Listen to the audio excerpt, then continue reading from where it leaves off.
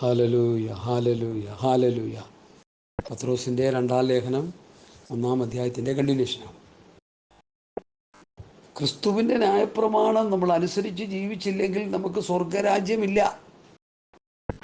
കാരണം സ്വർഗരാജ്യത്തെക്കുറിച്ച് പഠിപ്പിച്ചത് യോഹന്നാൻ സ്നാപകനും കർത്താവായ യേശുക്രിസ്തുവും അപ്പോസ്തലന്മാരുമാണ്. മോശയൊന്നും സ്വർഗരാജ്യത്തെക്കുറിച്ച് പഠിപ്പിച്ചില്ല. ഞാനിപ്പോഴും ഓർക്കുന്നുണ്ട്, സ്വർഗരാജ്യത്തെക്കുറിച്ചൊരു പ്രസ്താവന പഴയ നിയമത്തിൽ നമുക്ക് കാണുന്നുണ്ട്. അതെവിടെ? ഉൽപ്പത്തി പുസ്തകത്തിൽ. സ്വർഗത്തോളം എത്തുന്നൊരു ഗോവേണി, അത് കർത്താവായ യേശുക്രിസ്തുവിനെയാണ് കാണിക്കുന്നതെന്ന് വേദപണ്ഡിതന്മാർ അവകാശപ്പെടുന്നു. ഞാനത് തർക്കിക്കാനും വാദിക്കാനൊന്നുമില്ല. കാരണം സ്വർഗത്തിലേക്ക് പോകാനുള്ളൊരു വഴി കർത്താവാണെന്ന് കർത്താവ് പറഞ്ഞു. ഞാൻ തന്നെ വഴിയും സത്യവും ജീവനുമാകുന്നു, എന്നിൽ കൂടിയല്ലാതെ ആരും പിതാവിൻ്റെ അടുക്കൽ എത്തുന്നില്ല. പഴയ നിയമത്തിലെ സ്വർഗരാജ്യത്തെക്കുറിച്ചുള്ള പല പരാമർശങ്ങളൊക്കെ പറയുന്നുണ്ട്. അതിലേക്കുള്ള റൂട്ട് തെളിച്ചു തരുന്നത് നമ്മുടെ കർത്താവായ യേശുക്രിസ്തുവാണ്. കർത്താവായ യേശുക്രിസ്തു തൻ്റെ ദേഹമെന്ന തിരശ്ശീല ചീന്തി ഒരു പുതിയ വഴി എന്നു കവനൻറ്റ്, ഒരു പുതിയ നിയമം നമുക്ക് തന്നിരിക്കും. അതിപ്പോൾ ആർക്കും വേണ്ട. എല്ലാവരും അങ്ങോട്ട് പഴയ നിയമത്തിലേക്കാണ് പോകും. കെ എം ജോസഫ് പാസ്റ്റർ പറഞ്ഞ പോലെ ആദരണീയനായിരുന്ന ഭക്തനായ ഒരു ദൈവദാസൻ. സങ്കീർത്തനം ഉള്ളതുകൊണ്ട് അവർ രക്ഷപ്പെട്ട് കിടക്കുക. സങ്കീർത്തനം ഇല്ലേ? എവിടെ? ഇടപാട് തീർന്നതോടെ. ഒരിക്കലും പാസ്റ്റർ ചോദിച്ചു, സങ്കീർത്തനാലും സ്തുതികളാലും ആത്മീയ ഗീതങ്ങളാലെന്ന് പറയുന്നത് 150 സങ്കീർത്തനമല്ലേ? അല്ലല്ലോ. പിന്നെ പുള്ളിക്കൊന്നും പറയാനില്ല. അല്ലല്ലോ പാസ്റ്റർ, അതിനെക്കുറിച്ചല്ല അവിടെ പറയുന്നത്. ഹല്ലേലൂയ. എന്നെ കേൾക്കുന്ന വാത്സല്യ ദൈവമക്കളെ, ഞാൻ എന്തിനാ ഇത്ര ശക്തമായിട്ട് ഈ ദൂത് പറയുന്നതെന്ന് പറയുന്നതിൻ്റെ കാരണം, നമുക്കനുസരിക്കാനുള്ള പ്രമാണമാണ് അപ്പോസ്തലന്മാർ തന്നിരിക്കുന്നത്. അതാ ഒന്ന് ഈ വേദഭാഗം നിങ്ങൾ ചിന്തിക്കേ.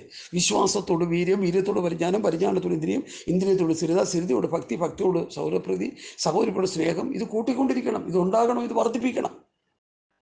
ഇവ നിങ്ങൾക്കുണ്ടായി വർദ്ധിക്കുന്നുവെങ്കിൽ നിങ്ങൾ നമ്മുടെ കർത്താവായ യേശുക്രിസ്തുവിനെ പരിജ്ഞാനം സംബന്ധിച്ച് ഉത്സാഹമില്ലാത്തവരും നിഷ്ഫലന്മാരും ആയിരിക്കില്ല. അപ്പോൾ ഇല്ലാത്തവനോ കുരുടൻ അത്രേ. അതുകൊണ്ടാണ് ഞാൻ പറഞ്ഞത്, കുരുടനെ വഴികാട്ടിക്കൊണ്ടിരിക്കുകയാണ് നിന്ന്. അവൻ ഹ്രസ്വദൃഷ്ടിയുള്ളവനും തൻ്റെ മുമ്പിലത്തെ പാപങ്ങളുടെ ശുദ്ധീകരണം മറന്നവനും തന്നെ. അതുകൊണ്ട് സഹോദരന്മാരെ, നിങ്ങളുടെ വിളിയും തെരഞ്ഞെടുപ്പ് ഉറപ്പാക്കാൻ ശ്രമിക്കുക. എങ്ങനെ ചെയ്താൽ വിളിയും തെരഞ്ഞെടുപ്പും ഉറപ്പാക്കിയാൽ നിങ്ങൾ ഒരു നാളും ഇടറിപ്പോകാതെ നമ്മുടെ കർത്താവിൻ്റെ രക്ഷിതാവുമായ യേശുക്രിസ്തുവിൻ്റെ നിത്യരാജ്യത്തിലേക്കുള്ള പ്രവേശനം ധാരാളമായി പ്രാപിക്കും. യേശുക്രിസ്തുവിൻ്റെ നിത്യരാജ്യത്തിലേക്കുള്ള പ്രവേശനം, ദൈവരാജ്യത്തിലേക്കുള്ള പ്രവേശനം ധാരാളമായി പ്രാപിക്കണമെങ്കിൽ വിശ്വാസത്തോട് വീര്യം, വീര്യത്തോട് പരിജ്ഞാനവും, പരിജ്ഞാനത്തോട് ഇന്ദ്രിയവും, ഇന്ദ്രിയത്തോട് സ്ഥിരതയും, സ്ഥിരതയോട് ഭക്തിയും, ഭക്തിയോട് സഹോദരപ്രീതിയും, സഹോദരപ്രീതിയോട് സ്നേഹവും കൂട്ടിക്കൊണ്ടിരുന്നോണം. ആദ്യം ഇത് ഉണ്ടാകണം, എന്നിട്ട് ഇത് പ്ലസ് ചെയ്തുകൊണ്ടിരിക്കണം. കൂട്ടണം, വിശ്വാസം വർദ്ധിപ്പിക്കണം. വീര്യമുള്ള വിശ്വാസം ഉണ്ടാകണം, പരിജ്ഞാനം വർദ്ധിക്കണം, പരിജ്ഞാനം വർദ്ധിച്ചുകൊണ്ടിരിക്കണം, ഇന്ദ്രിയജയം വർദ്ധിക്കണം, സ്ഥിരത വർദ്ധിക്കണം, ഭക്തി വർദ്ധിക്കണം, സ്നേഹം വർദ്ധിക്കണം. ഇത് ഉണ്ടാകണം, ഇത് വർദ്ധിക്കണം. ഇത് ഇല്ലല്ലോ, പിന്നെ എവിടെയിട്ടാ വർദ്ധിക്കുന്നത്? കുറെ ഭൗതികം മാത്രമുണ്ട്, കുറെ മനുഷ്യജ്ഞാനം മാത്രമുണ്ട്, കുറെ ലോകജ്ഞാനം തലയെ കയറ്റി വെച്ചിരിക്കുക. ഇത് വെച്ചുള്ള കളിയാ. എബ്രായ ലേഖനം പഠിക്കുമ്പോൾ നിങ്ങളെ വചനം പ്രസംഗിച്ച് നടത്തിയവരെ ഓർത്തുകൊള്ളുവിൻ. സർക്കസ് കാണിച്ചല്ല വിശ്വാസികളെ നടത്തേണ്ടത്. ഊതിയിട്ടും ഉന്തിയിട്ടും കുരപ്പിച്ചും ചിരിപ്പിച്ചും ഛർദ്ദിപ്പിച്ചും അല്ല വിശ്വാസികളെ നടത്തേണ്ടത്. ന്യൂ ജനറേഷൻ പാസ്റ്റർമാരിത് ഒന്ന് മനസ്സിലാക്കണം. അവർക്ക് ഓശാന പാടാനായിട്ട് കുറേ ഭക്തന്മാരുണ്ട്. ഞാൻ അവരെക്കുറിച്ച് പറയുന്നത് വേദോസ്തം വായിക്കാത്ത, പ്രാർത്ഥിക്കാത്ത ജഡീകന്മാരായ വിശ്വാസികൾ. നിങ്ങൾക്ക് വേണ്ടി തീപ്പൊയ്ക ഒരുങ്ങിക്കൊണ്ടിരിക്കുക. സൂക്ഷിച്ചോ. സ്വർഗത്ത് പോകാനുള്ള വഴിയാണ് ഞാൻ ഈ റൂട്ട് മാപ്പ് കൂടി തേച്ചത്. ഗൂഗിൾ മാപ്പിലൊന്നും ഗൂഗിളിലൊന്നും ഇത് കിട്ടത്തില്ല. ഗൂഗിളിൽ നമുക്ക് അങ്ങോട്ടും ഇങ്ങോട്ടും അവിടെ ഇവിടെയൊക്കെ പോകാനുള്ള റൂട്ടേ കിട്ടത്തുള്ളൂ. എന്നിട്ട് പോലും 2 പോലീസുകാരൻ കണ്ടും പോയി കണ്ടത്തിലോ വഴിയിലൊക്കെ ചാടി ചത്തുപോയെന്നൊക്കെ പറയുന്നത് കേട്ടു. ചത്തില്ലെന്നോ ചത്തെന്നൊക്കെ പറയുന്നത് കേട്ടു. എനിക്കറിയത്തില്ല.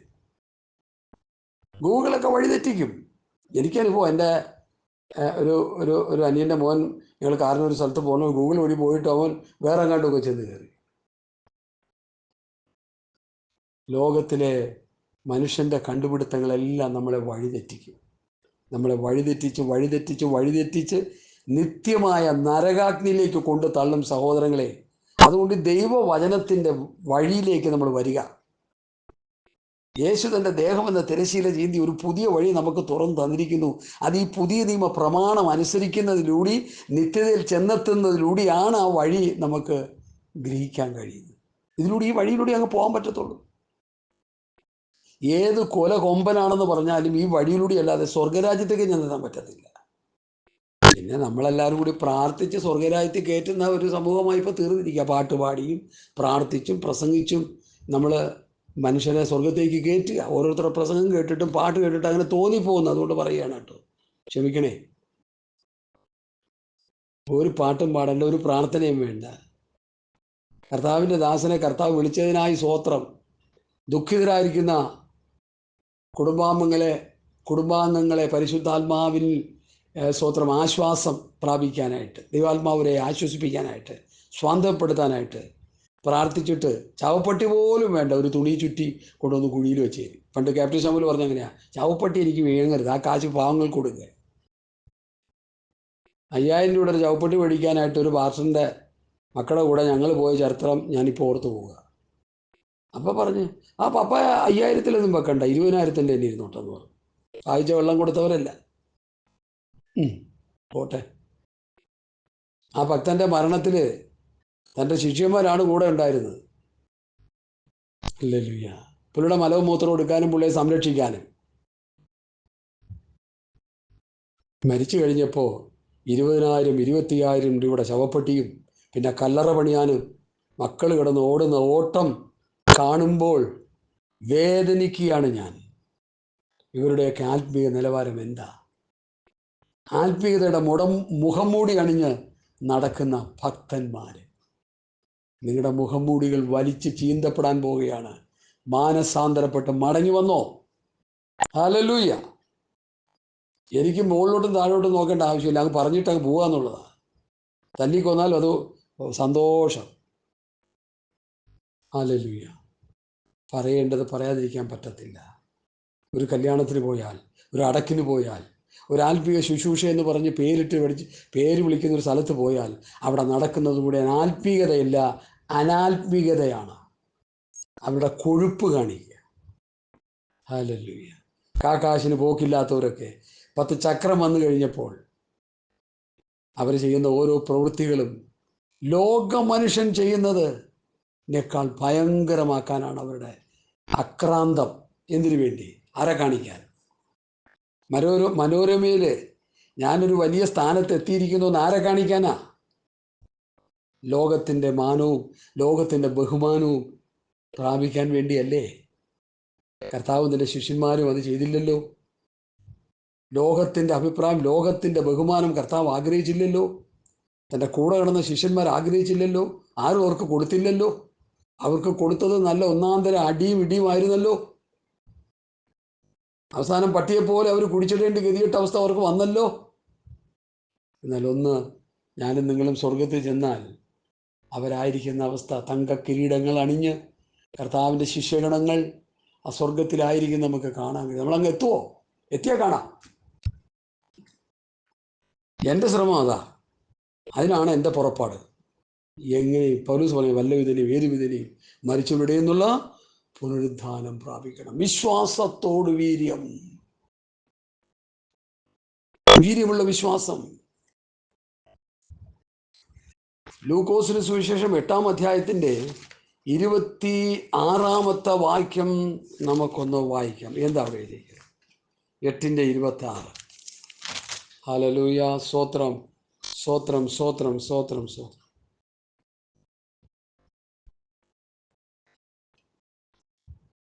Price the Lord. ഹല്ലേലൂയ. 8:46 കേട്ടോ, 26 46. യേശുവോ, ഒരാൾ എന്നെ തൊട്ടു, എങ്കിൽ നിന്ന് ശക്തി പുറപ്പെട്ടു, ഞാൻ അറിഞ്ഞു എന്ന് പറഞ്ഞു. താൻ മറഞ്ഞിരിക്കുന്നില്ല എന്ന് സ്ത്രീ കണ്ട് വിറച്ചും കൊണ്ട് വന്ന് തൻ്റെ മുമ്പിൽ വീണു. അവനെ തൊട്ട സംഗതിയും തൽക്ഷണം സൗഖ്യമായതും സകല ജനവും കേൾക്കെ അറിയിച്ചു. അവൻ അവളോട്, നേരത്തെ ഞാനത് വാക്കാൽ പറഞ്ഞുവെങ്കിലും ഇപ്പോൾ വചനത്തിലൂടെ ഞാൻ വായിക്കുക. വചനത്തിലൂടെ വായിച്ച് കേൾപ്പിക്കുന്നതാണ് എനിക്ക് സന്തോഷം. മകളെ, നിന്റെ വിശ്വാസം നിന്നെ രക്ഷിച്ചിരിക്കുന്നു, സമാധാനത്തോടെ പോക എന്ന് പറഞ്ഞു. അവളുടെ വിശ്വാസം, യേശുവിനെ കുറിച്ചുള്ള വർത്തമാനം കേട്ടപ്പോൾ അവളുടെ വിശ്വാസം വർദ്ധിച്ചു. വീര്യമുള്ള വിശ്വാസം, വിശ്വാസത്തോട് വീര്യം. ശതാധിപന്റെ വീട്ടിലേക്ക് യേശു എല്ലാം നേരത്തെ ശതാധിപൻ എന്താ പറയുന്നത്? നീ എൻ്റെ പുരയ്ക്കകത്ത് വരാൻ ഞാൻ യോഗ്യനല്ല, നീ ഒരു വാക്ക് കൽപ്പിച്ചാൽ മതി. കർത്താവിനെ അവനങ്ങോട്ട് വിശ്വസിച്ചു. എനിക്ക് അധികാരമുണ്ട്. പിന്നീട് അവൻ പറയുന്നത് എനിക്ക് അധികാരമുണ്ട്, ഞാൻ പറഞ്ഞാൽ കേൾക്കാൻ ആളൊക്കെ ഉണ്ട്, പക്ഷേ രോഗത്തോടും ഭൂതത്തോടൊന്നും പറയാനുള്ള അധികാരം എനിക്കില്ല, നിനക്കതുണ്ട്. നീ അവിടെ നിന്നൊന്ന് പറഞ്ഞാൽ മതി, എൻ്റെ ബാല്യക്കാരൻ സൗഖ്യം വരും. യെസ്, അതാണ് വീര്യമുള്ള വിശ്വാസം.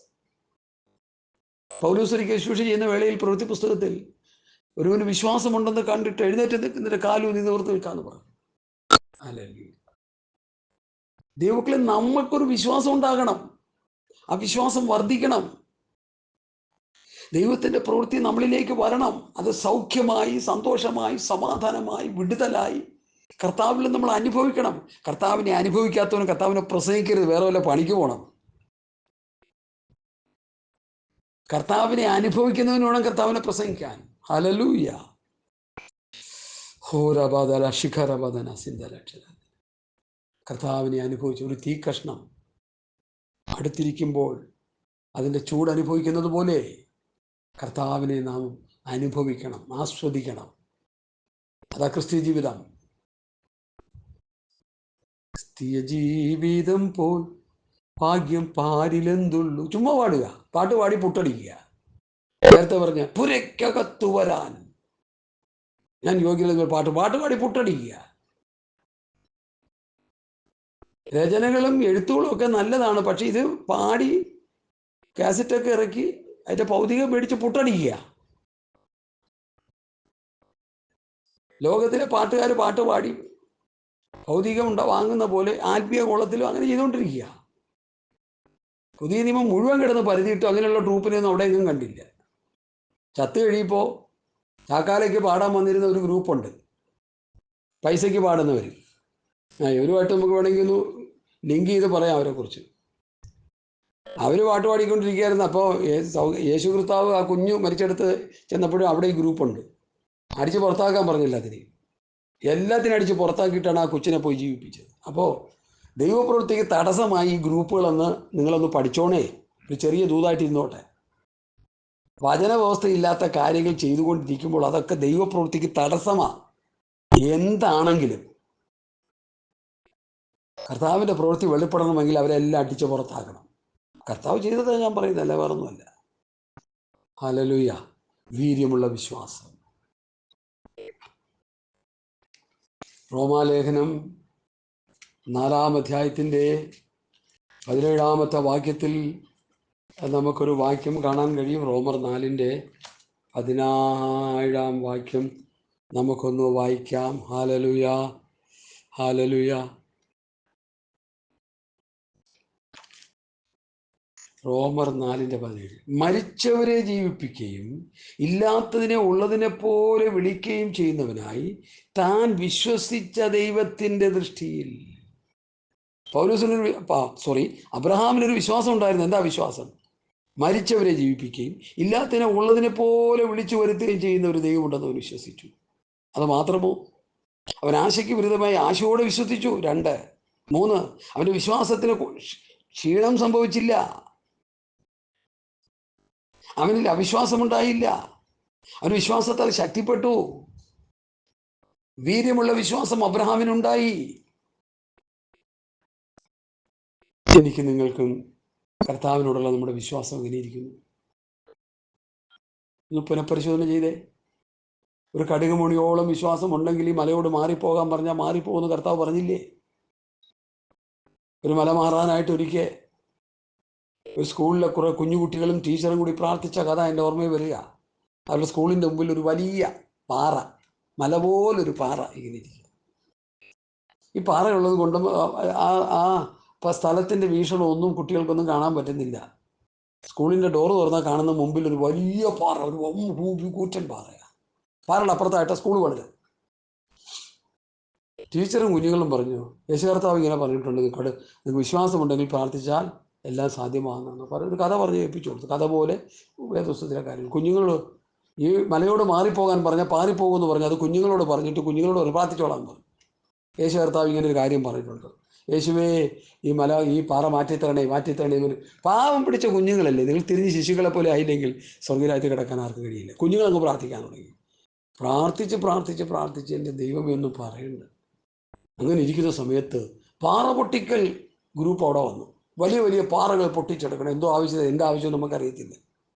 സ്കൂൾ അധികൃതരോട് ഒന്ന് ചോദിച്ചു, ഈ പാറ ഞങ്ങൾ പൊട്ടിച്ചെടുക്കുന്നതിൽ നിങ്ങൾക്ക് വിരോധമുണ്ടോ? സ്കൂൾ കോമ്പൗണ്ടിലായിരിക്കുന്നത്. ഒരു വിരോധമില്ല, പൊട്ടിച്ചെടുത്തോളൂ. അവർ കുറേശ്ശെ പൊട്ടിച്ച് ആ പാറ ഇരുന്ന സ്ഥലം ആ സ്കൂളിരിക്കുന്ന സമഭൂമിയോടൊപ്പമാക്കി മനോഹരമാക്കി കൊടുത്തു. ആ കുഞ്ഞുങ്ങൾക്ക് വലിയ സന്തോഷമായി. വിശ്വസിച്ചുകൊണ്ട് ഒരു കൂട്ടം കുഞ്ഞുങ്ങൾ പ്രാർത്ഥിച്ചു. ദൈവം അതിന് മറുപടി നൽകി എന്ന് ഞാൻ വിശ്വസിക്കുന്നത്. നമ്മളൊക്കെ കിടന്ന് തലയിറങ്ങി പ്രാർത്ഥിച്ചിട്ടും പലതും നടക്കുന്നില്ല. കാരണം എന്താ? ശിശുക്കളെ പോലെ നിഷ്കളങ്കതയോടെ പ്രാർത്ഥിക്കാൻ നമുക്ക് കഴിയുന്നില്ല. ഹൃദയം മുഴുവൻ വക്രത നിറഞ്ഞിരിക്കുക. കൈ കഴുകാതെ ഭക്ഷണം കഴിക്കുന്ന വിഷയത്തെക്കുറിച്ച് ശാസ്ത്രിമാരും പരീശന്മാരും യേശുക്രിസ്തുവിനെ രൂക്ഷമായിട്ട് വിമർശിക്കാൻ പോയ സമയത്ത് അവിടെ നടന്ന സംഭവം നമുക്കറിയാമല്ലോ. ഞാൻ വേണമെങ്കിൽ ഒന്ന് എടുത്തത് പറയുന്നതിലേ തെറ്റില്ലെന്ന് എനിക്ക് തോന്നുന്നു. മർക്കോസിന്റെ സുവിശേഷം 7-ാം അധ്യായത്തിൽ അപ്പോൾ ഈ ഭാര്യകൾ സംസാരിച്ച് വരുമ്പോൾ ഓരോ ഭാഗത്തേക്ക് നമ്മുടെ വചനത്തിൻ്റെ ചിന്തകൾ ഇങ്ങനെ പോകും. വിഷയം അങ്ങനെ ലിങ്ക് ചെയ്ത് നമ്മൾ പഠിക്കുകയാണ്. അതുകൊണ്ടാണ് പറഞ്ഞു, മർക്കോസ് 7-ാം അധ്യായം നിങ്ങൾ എടുത്തൊന്ന് വായിച്ചു നോക്കിയോ. ദൂത് കേട്ടുകൊണ്ടിരിക്കുമ്പോൾ എടുത്തൊന്ന് വായിച്ചോ. അവരുടെ ഹൃദയത്തിൻ്റെ ഉള്ളിലെ നിരൂപണങ്ങൾ കർത്താവ് പറഞ്ഞു. മനുഷ്യനിൽ നിന്ന് പുറപ്പെടുന്നത് അത്രേ മനുഷ്യനെ അശുദ്ധമാക്കുന്ന. അകത്ത് നിന്ന് മനുഷ്യൻ്റെ ഹൃദയത്തിൽ നിന്ന് തന്നെ ദുശ്ചിന്ത, വ്യഭിചാരം, പരസംഗം, കൊലപാതകം, മോഷണം, അത്യാഗ്രഹം, ദുഷ്ടത, സ്വോത്രം, ചതി, ദുഷ്കർമ്മം, വിടക്ക് കണ്ണ്, ദൂഷണം, അഹങ്കാരം, മൂഢത എന്നിവ പുറപ്പെടുന്നു. ഈ വക ദോഷങ്ങളെല്ലാം അകത്ത് നിന്ന് പുറപ്പെട്ട് മനുഷ്യനെ അശുദ്ധനാക്കുന്നു. ഹൃദയത്തിൽ നിന്ന് പുറപ്പെട്ട് അശുദ്ധനാക്കുന്നു. കൈ കഴിയാതെ ഭക്ഷണം കഴിക്കുന്നതല്ല മനുഷ്യനെ അശുദ്ധനാക്കുന്നത്. ശാസ്ത്രിമാരെ, പരീശന്മാരെ, നിങ്ങളുടെ ഉള്ളിൽ കിടക്കുന്ന ദുഷ്ടതയാണ് നിങ്ങളെ അശുദ്ധമാക്കുന്നത്. സ്വോത്രം, ഹല്ലേലൂയ. നിങ്ങളുടെ ഹൃദയം എങ്ങനെയിരിക്കുന്നു? നിർമ്മലമായൊരു ഹൃദയമാണോ നമുക്കുള്ളത്?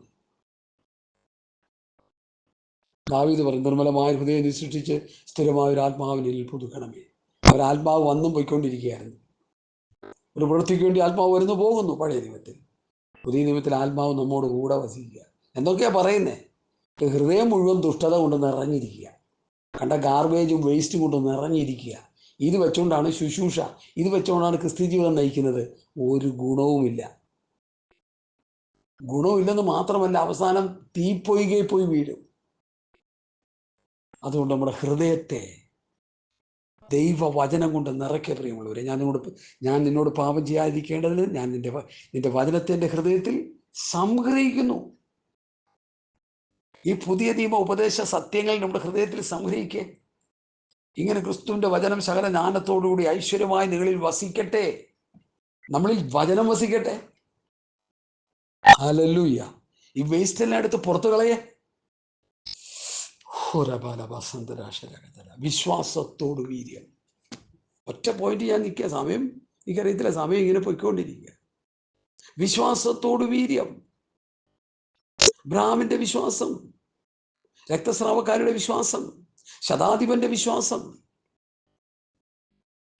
വിശ്വാസത്തെക്കുറിച്ച് പറയുമ്പോൾ അപ്പോസ്തലന്മാരെന്ത് പറഞ്ഞു? ഞങ്ങളുടെ വിശ്വാസം വർദ്ധിപ്പിച്ചിരുന്നു. ഞങ്ങളുടെ ബാങ്ക് ബാലൻസ് വർദ്ധിപ്പിക്കണമെന്നല്ല. വീടോട് വീട് കൂട്ടുകയും വയലോട് വയൽ കൂട്ടുകയും ചെയ്തു. അയ്യോ കഷ്ടം. വീട് കൂട്ടുകയും ഭക്തന്മാരെ കുറിച്ചാണ് പറയുന്നത്. വിദേശത്ത് പോയി വചനം പ്രസംഗിച്ച് കാശുണ്ടാക്കി ഏക്കർ കണക്കിന് തോട്ടങ്ങളും വീടുകളും വാങ്ങിയിട്ടിട്ട് സുവിശേഷം പ്രസംഗിക്കുന്ന കപട ഭക്തന്മാരെ എനിക്ക് നന്നായിട്ടറിയാം. ഞാനിവിടെ പേരൊന്നും വെളിപ്പെടുത്തുന്നില്ല. ഭയങ്കര പ്രസംഗമാണ്, തട്ടിപ്പൊളിപ്പം പ്രസംഗമാണ് നടത്തുന്നത്. ഹല്ലേലൂയ, സ്തോത്രം. സുവിശേഷ വേല ചെയ്ത് ഒരു പൈസ സമ്പാദിക്കാൻ വേദപുസ്തകം അനുവദിക്കുന്നില്ല. കർത്താവിൻ്റെ വേലയ്ക്ക് വേണ്ടി ആരെങ്കിലും എന്തെങ്കിലും തന്നാൽ അത് കർത്താവിൻ്റെ വേലയ്ക്ക് പ്രയോജനപ്പെടുത്തണം. നിനക്ക് ഭക്ഷിക്കാനുള്ളത് എടുത്തിട്ട് അത് അപരന് കൊടുക്കണം, കൈമാറ്റം ചെയ്യപ്പെടണം. മറ്റുള്ളവരെ സഹായിക്കണം. സ്വരൂപിച്ച് വെച്ച് വീട് വാങ്ങാം, തോട്ടം വാങ്ങാം, അത് വാങ്ങാം, ഇത് വാങ്ങാം എന്ന് പ്രസംഗിച്ച ഒരു പ്രാസംഗികൻ്റെ ബൈബിൾ ക്ലാസ്സിന് ഞാൻ പോയി അറ്റൻഡ് ചെയ്ത് ക്ലാസ് ഇങ്ങനെ കേട്ടോണ്ട് ഈ ഒരൊറ്റ സ്റ്റേറ്റ്മെൻറ്റ് പുള്ളി പറഞ്ഞതോടുകൂടി അന്നോടെ എൻ്റെ പുള്ളിയുമായിട്ടുള്ള ബന്ധം ഞാൻ മുറിച്ച് ദൂരെ കളയും. കാരണം അത് കൾട്ടുപദേശമാണ്. യേശുവിൻ്റെ പിറകെ ലക്ഷക്കണക്കിന് കോടിക്കണക്കിന് കൊണ്ടുവന്ന ഒരുത്തനോട് പറഞ്ഞ് വിറ്റ് തരത്തിൽ കൊടുത്തിട്ട് എൻ്റെ പിന്നാലെ വരാൻ പറഞ്ഞു. അത് ഞാൻ കേൾക്കണോ? പുള്ളി പറയുന്നത് കേൾക്കണോ? ഇതിൻ്റെ നിക്ഷേപത്തിൻ്റെ ഹൃദയം ഇരിക്കും. പണം സ്വർഗരാജ്യത്തേക്ക് പോകാൻ തടസ്സമല്ല നമുക്ക്. അത് ദൈവഹിതപ്രകാരം ഉപയോഗിക്കണം. അതാരാ ചെയ്യുന്നത്? കിട്ടിയാൽ കൂട്ടി വയ്ക്കാൻ ആഗ്രഹിക്കല്ലേ? സഹോദരങ്ങളെ, വിശ്വാസത്തോട് വീര്യം. അപ്പോസ്തലന്മാർ പറഞ്ഞു, ഞങ്ങളുടെ വിശ്വാസം വർദ്ധിപ്പിച്ചു തരണം, ഞങ്ങളുടെ ദൈവസ്നേഹം വർദ്ധിക്കട്ടെ. ഇന്ന് ഈ വചനം സംസാരിച്ചുകൊണ്ടിരിക്കുമ്പോൾ ഞാൻ നിങ്ങളോട് പറയുന്നു, നമ്മുടെ വിശ്വാസം വർദ്ധിക്കട്ടെ, പരിജ്ഞാനം വർദ്ധിക്കട്ടെ, ഇന്ദ്രിയജയം വർദ്ധിക്കട്ടെ, സ്ഥിരത വർദ്ധിക്കട്ടെ, ഭക്തി വർദ്ധിക്കട്ടെ, സഹോദരപ്രീതി വർദ്ധിക്കട്ടെ, നമ്മളിലുള്ള സ്നേഹം വർദ്ധിക്കട്ടെ. നിങ്ങളുടെ സ്നേഹം മേൽക്കുമേൽ പരിജ്ഞാനത്തിലും വിവേകത്തിലും വർദ്ധിച്ചു വന്നിട്ട് ഫിലിപ്പിയർ 1:9-10 വാക്യം കണ്ടോ? സ്നേഹം വർദ്ധിക്കണം. പണ്ടങ്ങാണ്ട് ഇച്ചിരി സ്നേഹം ഉണ്ടായിരുന്നു. ഒരു സഹോദരൻ ഒരു വിഷയമായിട്ട് അടുത്ത് വരുമ്പോൾ അവൻ്റെ വിഷയം എന്താ ഉണ്ടെങ്കിൽ കൊടുക്കണം. എൻ്റെ അഭിപ്രായത്തിൽ ഇല്ലെങ്കിൽ കടം മേടിച്ച് കൊടുക്കണമെന്നാണ് ചെയ്തിട്ട് ചെയ്യുന്നു പറയാൻ. ഈ ഇടയ്ക്ക് ഒരു സഹോദരൻ വന്നിട്ട് പറഞ്ഞു, ഒരു കുഞ്ഞു, ആരും പേര് വന്ന് ഞാൻ പറയും, ഒരു കുഞ്ഞിന് യൂണിഫോം ഇല്ല, അവൻ സ്കൂളിൽ നിന്ന് പുറത്താക്കി. ഞാനെന്തോ ചെയ്തെന്ന് പറയുകയല്ല കേട്ടോ, നിങ്ങൾ അങ്ങനെ ധരിക്കല്ലേ. എനിക്കിത് കേട്ടപ്പോൾ എൻ്റെ ഹൃദയം വേദന ഉണ്ടെന്ന് പറഞ്ഞു. യൂണിഫോം ഇല്ലാഞ്ഞിട്ട് ഒരു കുഞ്ഞിനെ സ്കൂളിൽ നിന്ന് പുറത്താക്കി. അവരുടെ അപ്പനൊക്കെ ജോലിയൊക്കെ കുറവാണ്, മത്സ്യബന്ധനം നടത്തുന്നവരാ. വേദനയായി എനിക്ക്. ഞാൻ ഒരല്പ കാശ് ഒരാളുടെ നിന്ന് വാങ്ങി ആ കുഞ്ഞിന് കൊടുക്കാൻ പറഞ്ഞു. എൻ്റെ ഇല്ലായിരുന്നു ആ സമയത്ത് കൊടുക്കാം. ഞാൻ പിന്നീട് എൻ്റെ കിട്ടുമ്പോൾ കൊടുത്തോളാം വാങ്ങി കൊടുത്തു, തിരിച്ചു കൊടുക്കുകയും ചെയ്യും. 500 രൂപയുടെ വിഷയമേ ഉള്ളൂ. ഒരു ഹോട്ടലിൽ 2 പേര് കയറി ചായപ്പ് പിടിച്ചോ ചോറ് കഴിച്ചിട്ട് തീർന്നത്. ആ പണം യൂണിഫോം കൊടുക്കാഞ്ഞില്ലാഞ്ഞിട്ട് ആ കൊച്ചിനെ സ്കൂളിൽ നിന്ന് പുറത്താക്കി വിദ്യാഭ്യാസം മുടങ്ങിയെന്ന് ഒരു സുവിശേഷകനായ ഞാൻ കേൾക്കുമ്പോൾ ഞാൻ എന്താ ചെയ്യേണ്ടേ? ഞാൻ പ്രാർത്ഥിച്ചോളാം കേട്ടോ, സ്തോത്രം, കർത്താവ് തന്നോളും എന്ന് പറഞ്ഞ് വിടുകയാണോ ചെയ്യുന്നത്? അങ്ങനെയായിരുന്നു ഞാനും പണ്ടൊക്കെ. 25 വർഷം അങ്ങനെ ഒരു കപട ബന്ധക്കോസാറിനായിട്ട് ഞാൻ ജീവിച്ചു. പറയുന്നതിന് യാതൊരു മടിയുമില്ല. കാരണം എന്നെ പഠിപ്പിച്ചവരൊക്കെ അങ്ങനെയുള്ളവരാ. ഡോക്ടർമാരും ഗവർണർമാരൊക്കെ ഉണ്ടായിരുന്നെങ്കിലും ഒരു ഗുണവുമില്ല അവരുടെ പഠിപ്പിക്കലും ഉണ്ട്. ഹല്ലേലൂയ, സ്തോത്രം, സ്തോത്രം. പ്രിയമുള്ളവരെ, വീര്യമുള്ളൊരു വിശ്വാസം തരണമേ എന്ന് നമ്മൾ പ്രാർത്ഥിക്കേ. ഹല്ലേലൂയ. ഇനി അതിന് രണ്ടാമത്തെ പോയിന്റിലേക്ക് വരിക. വിശ്വാസത്തോട് വീര്യം. പത്രോസ് എന്താ പറഞ്ഞത്? അത് നിമിത്തം തന്നെ ഞാൻ നിങ്ങൾക്ക് സകല ഉത്സാഹം കഴിച്ച് നിങ്ങളുടെ വിശ്വാസത്തോട് വീര്യം. അപ്പോൾ വിശ്വാസം ഉണ്ടാകണം, വിശ്വാസത്തോട് വീര്യം ഉണ്ടാകണം. വീര്യം എന്നുള്ള പദത്തിന് ഇംഗ്ലീഷിൽ വിർച്യു, ശക്തി പുറപ്പെടുന്ന വിശ്വാസം. വിശ്വാസത്തോട് വീര്യം. ഇനി രണ്ടാമത്തെ വിഷയത്തിലേക്ക് വരാം. വീര്യത്തോട് പരിജ്ഞാനം, നോളജ്. പരിജ്ഞാനം ഉണ്ടാകണം. എന്ത് പരിജ്ഞാനം? ക്രിസ്തുവിനെ കുറിച്ചുള്ള പരിജ്ഞാനം, ആത്മീകമായ ജ്ഞാനം, സ്വർഗീയമായ ജ്ഞാനം, ഈ ലോകത്തിൻ്റെ അറിവല്ല. പത്രോസിൻ്റെ 2-ാം ലേഖനം 2-ാം അധ്യായത്തിലെ 20-ാമത്തെ വാക്യം, കർത്താവിന് രക്ഷിതവുമായ യേശുക്രിസ്തുവിൻ്റെ പരിജ്ഞാനത്താൽ ലോകത്തിൻ്റെ മാലിന്യം വിട്ടോടി. അപ്പോൾ യേശുക്രിസ്തുവിനെ കുറിച്ചുള്ള പരിജ്ഞാനം വന്നപ്പോൾ എന്താ പറ്റി? ലോകത്തിൻ്റെ മാലിന്യം വിട്ടോടി, ലോകത്തിൻ്റെ ഗാർബേജ് വിട്ടോടി, വേസ്റ്റ് വിട്ടോടി. ലോകത്തുള്ള ഗാർബേജ് മുഴുവൻ നമ്മുടെ ഹൃദയത്തിൽ, ഫോണിലൊക്കെ സ്റ്റോർ ചെയ്ത് വെച്ചിരിക്കുന്നെങ്കിൽ ശ്രദ്ധിച്ചോണം. യേശുക്രിസ്തുവിനെ കുറിച്ചുള്ള പരിജ്ഞാനം എൻ്റെയും നിൻ്റെയും ഉള്ളിൽ വരാഞ്ഞിട്ടാ. ആ പരിജ്ഞാനം വന്നാൽ ഈ വേസ്റ്റ് ഒന്നും ഇതിൻ്റെ ഹൃദയത്തിലൊന്നും കാണത്തില്ല, എല്ലാം പുറന്തള്ളപ്പെടും. ശ്രദ്ധിച്ചോണേ. ഇന്നത്തെ യൂത്ത്സൊക്കെ വലിയ വലിയ സ്കോളർഷിപ്പിന് പഠിക്കുന്ന, ഹയർ സ്റ്റഡി പഠിക്കുന്ന കുട്ടികൾ ബാംഗ്ലൂരും അങ്ങോട്ടും ഇങ്ങോട്ടൊക്കെ യാത്ര ചെയ്യുമ്പോൾ ഞാൻ പറഞ്ഞു കേട്ടിട്ടുണ്ട്, അവരുടെ ഫോണിലൊക്കെ 8ഉം 10ഉം സിനിമകളും ചപ്പും ചവറും വേസ്റ്റും ഗാർബേജ് എല്ലാം കുത്തി കയറ്റിയായി യാത്ര ചെയ്യുന്നത്. പോക്കിന് ഇതെല്ലാം കണ്ട് പോയി പാപം ചെയ്തുകൊണ്ടിരിക്കുക. വിശ്വാസികളെ കുട്ടികൾ അതിലൊന്നും പുറകിലൊന്നുമല്ല. നമ്മുടെ വിശ്വാസി കുട്ടികളുള്ള മാതാപിതാക്കന്മാരെ പറഞ്ഞുകൊണ്ടിരിക്കുന്നത് കേട്ടിട്ടാണ് ഞാനിത് പറയുന്നത്. അവർ പറയുന്നത് എന്താ? ഞങ്ങളുടെ കുഞ്ഞുങ്ങളെ അനുഗ്രഹിച്ചു, ദൈവം അനുഗ്രഹിച്ചു. എന്ത് പറ്റി? ആ ഡോക്ടറായി, റവറൻ്റായി, പിന്നെ റവറൻ്റല്ല, ഡോക്ടറായി, നേഴ്സായി, പിന്നെ വലിയ വലിയ സ്ഥാനമാനങ്ങൾ അലങ്കരിക്കുന്നവരായി, വിദേശത്ത് ജോലിയായി. ഈ വിദേശ ജോലിയാണെന്ന് ദൈവാനുഗ്രഹമെന്നൊന്നും ഞാൻ പറയത്തില്ല. എനിക്ക് പറയാൻ എൻ്റെ നാവ് പൊങ്ങില്ല. കാരണം ആ പൗലോസ് എന്നെ പഠിപ്പിച്ചത് സ്വർഗത്തിലെ സകല ആത്മീയ അനുഗ്രഹത്താൽ ക്രിസ്തുയേശുവിൽ നമ്മെ അനുഗ്രഹിച്ചിരിക്കുന്ന പിതാവാം ദൈവം വാഴ്ത്തപ്പെട്ടവൻ.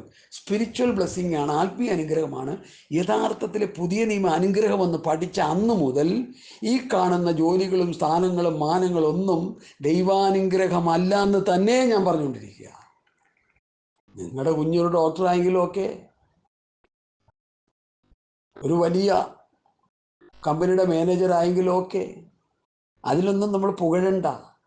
അവൻ ആത്മീകനാണോ എന്ന് ചിന്തിച്ചോണ്ടാൽ മതി. അവന് പ്രാർത്ഥനാ ജീവിതമുണ്ടോ? അവന് വചനധ്യാനം, വചനപഠനമുണ്ടോ? അവൻ വിശുദ്ധിയിൽ ജീവിക്കുന്നുണ്ടോ? അവൻ കർത്താവിൻ്റെ സാക്ഷിയായിട്ട് ജീവിക്കുന്നുണ്ടോ എന്ന് മാത്രം ചിന്തിച്ചാൽ മതി. ഇതൊന്നും ഇല്ലാതെ ചുമ്മാ ഞാൻ അങ്ങനെ ഇങ്ങനെ എന്നൊക്കെ പറഞ്ഞാൽ നമുക്ക് എങ്ങനെ അംഗീകരിക്കാൻ പറ്റുക? സഹോദരങ്ങളെ, ദൈവാനുഗ്രഹം ആത്മീകമാണ്, ഭൗതികം അല്ല. 5 അക്ക ശമ്പളം കിട്ടുന്നത് ദൈവാനുഗ്രഹമല്ല. ദൈവകൃപ നഷ്ടപ്പെടാനുള്ള സാധ്യത കൂടുതലാണ്. എനിക്കറിയാം, പല ഭക്തന്മാരും ഭൗതിക അനുഗ്രഹം കിട്ടിയപ്പോൾ ഈ ഉപദേശമൊക്കെ ചവിട്ടി തൊഴിച്ച് കളഞ്ഞു പോയ ഭക്തരെ എനിക്കറിയാം, നന്നായിട്ടറിയാം. ഞങ്ങളെ ദൈവവചനം പഠിപ്പിച്ച കർത്താവിൻ്റെ ദാസൻ കടുത്ത ദാരിദ്ര്യത്തിലൂടെ പോയ കാലഘട്ടങ്ങളായിരുന്നു തൻ്റെ പ്രാരംഭ സുവിശേഷ IPCയിലായിരുന്നു അദ്ദേഹം. ഓരോ സഭകളിരിക്കുമ്പോഴും ശക്തിയോടെ ദൈവവചനം പറയുന്നത് നിമിത്തം തനിക്ക് ഭൗതികമായി ഞെരുക്കമുണ്ടായിരുന്നു. പക്ഷെ ആത്മീക സമ്പത്ത് അവർക്കുണ്ടായിരുന്നു. അവർക്കും അവരുടെ കുടുംബത്തിനൊക്കെ സമ്പന്നരായിരുന്നു. ആത്മീക സമ്പത്തുണ്ടെന്നേ. ഈ ആത്മീകമായി സമ്പന്നമാകുന്ന ഒരു അവസ്ഥ പുസ്തകത്തിലുണ്ടെന്ന്. വിശ്വാസത്തിൽ സമ്പന്നത, സന്തോഷ സമൃദ്ധി, പ്രത്യാശയുടെ സമൃദ്ധി, പിന്നെ അങ്ങനെ ദൈവകൃപയുടെയും നീതിദാനത്തിൻ്റെയും സമൃദ്ധി. ഈ വേദപുസ്തകം പഠിപ്പിക്കുന്ന ആത്മീക സമൃദ്ധി ഒത്തിരി ഉണ്ട്. ഇതൊന്നും ഇന്ന് ഭക്തന്മാരുടെ പുസ്തകത്തിൽ ഇല്ലെന്ന് എനിക്ക് തോന്നിപ്പോവാ ചിലപ്പോൾ. അത് അവരുടെ കണ്ണുകൾക്ക് അത് മറഞ്ഞിരിക്കുകയാണോ എന്ന് എനിക്കറിയത്തില്ല. പിശാച് അവരുടെ കണ്ണുകളെ ശുദ്രം ചെയ്ത് മായ്ക്കുമെന്നും എനിക്കറിയത്തില്ല. പ്രസംഗിക്കുന്നത് മുഴുവൻ. എനിക്ക് 4 മക്കളുണ്ട്. 4 മക്കൾ ഞങ്ങൾ കഷ്ടപ്പെട്ട് ജീവിച്ചവരാ. 4 പേരും ദൈവം 4 രാജ്യങ്ങളിൽ അയച്ചു. Oh wonderful, oh my god. 4 രാജ്യങ്ങളിൽ 4 മക്കളായിരിക്കുന്നില്ലേ? ഓക്കെ, അവരും അവരുടെ ഭാര്യമാരും അവരുടെ മക്കളും അവരുടെ മരുമക്കളും കൊച്ചുമക്കളും എല്ലാം ഇപ്പം ആത്മീയമായിട്ട് എങ്ങനെ ഇരിക്കുന്നു?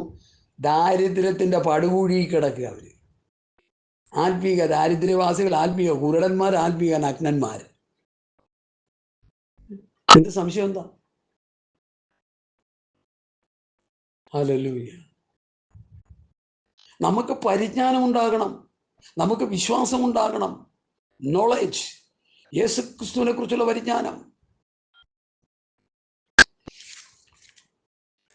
എഫേസ്യ ലേഖനം അതിൻ്റെ 1-ാം അധ്യായത്തിൽ പറയുന്ന ഒരു വലിയൊരു ആത്മീക നിലവാരമുണ്ട്. ഞാനത് ആദ്യമായിട്ട് കേട്ടപ്പോൾ ഞാൻ ഞെട്ടിപ്പോയി സത്യത്തിൽ. ഹല്ലേലൂയ.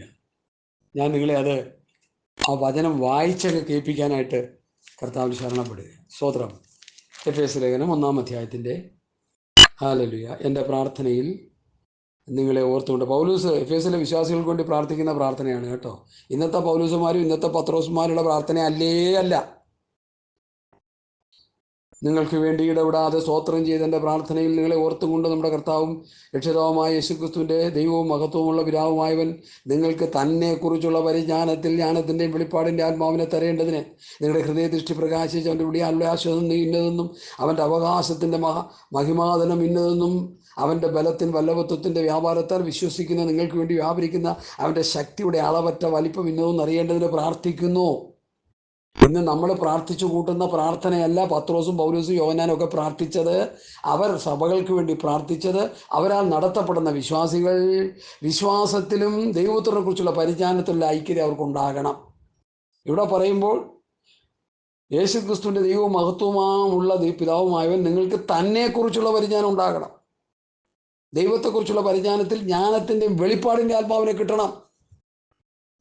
വീര്യത്തോട് പരിജ്ഞാനം, വിർച്ചു വിശ്വാസത്തോട് വീര്യമുള്ള വിശ്വാസം, വൃച്ചു, ശക്തി പുറപ്പെടുന്ന വിശ്വാസം. അതിനോട് എന്തുണ്ടാകണം? വീര്യത്തോട് പരിജ്ഞാനം, നോളേജ്, ക്രിസ്തുവിനെ കുറിച്ചുള്ള പരിജ്ഞാനം. ഹല്ലേലൂയ. ദൈവത്തെക്കുറിച്ചുള്ള പരിജ്ഞാനം. ഹല്ലേലൂയ. ഫിലിപ്പിയ ലേഖനം 3-ാം അധ്യായത്തിന്റെ 8-ാം വാക്യത്തിൽ ആ പരിജ്ഞാനത്തെക്കുറിച്ച് പറയുന്നത് എന്താണെന്ന് നമുക്ക് നോക്കാം. ഫിലിപ്പിയർ 3-ന്റെ 8-ാം വാക്യത്തിൽ. ഹല്ലേലൂയ. അത്രയുമല്ല, കർത്താവായ യേശുക്രിസ്തുവിനെ കുറിച്ചുള്ള പരിജ്ഞാനത്തിന്റെ ശ്രേഷ്ഠത നിമിത്തം, കണ്ടോ, യേശുക്രിസ്തുവിനെ കുറിച്ചുള്ള പരിജ്ഞാനത്തിന്റെ ശ്രേഷ്ഠത നിമിത്തം ഇപ്പോഴും എല്ലാം ഛേദമെന്നുണ്ടെന്നു. ക്രിസ്തു ജീവിതത്തിൽ ഓട്ടക്കളത്തിൽ മുമ്പോട്ട് പോയിക്കൊണ്ടിരിക്കുമ്പോൾ മുമ്പ് ലാഭമായതൊക്കെ ഛേദമെന്നെണ്ണി, ഭാവിയിൽ എന്തെങ്കിലും ഉണ്ടാകുന്ന അത് ഛേദമെന്നെണ്ണി, മുമ്പോട്ട് പോകുന്ന കൂട്ടത്തിൽ എന്തെങ്കിലും ലാഭമായിട്ട് കിട്ടുന്നെങ്കിൽ ഈ ക്രിസ്തുവിനെ കുറിച്ചുള്ള പരിജ്ഞാനം ഉള്ളിൽ വന്നപ്പോൾ എന്ത് ചെയ്തു? എല്ലാം ഛേദമെന്നെണ്ണി, എല്ലാം ഛേദമെന്നെണ്ണി. ഇന്നോ അങ്ങനെയുള്ള ഭക്തന്മാരെ ഒന്ന് മഷിയിട്ട് നോക്കിയാൽ കിട്ടുമോ? നമുക്ക് കിട്ടുമായിരിക്കാം, ചെറിയ ക്വാണ്ടിറ്റിയെ കാണത്തുള്ളൂ. ഹല്ലേലൂയ.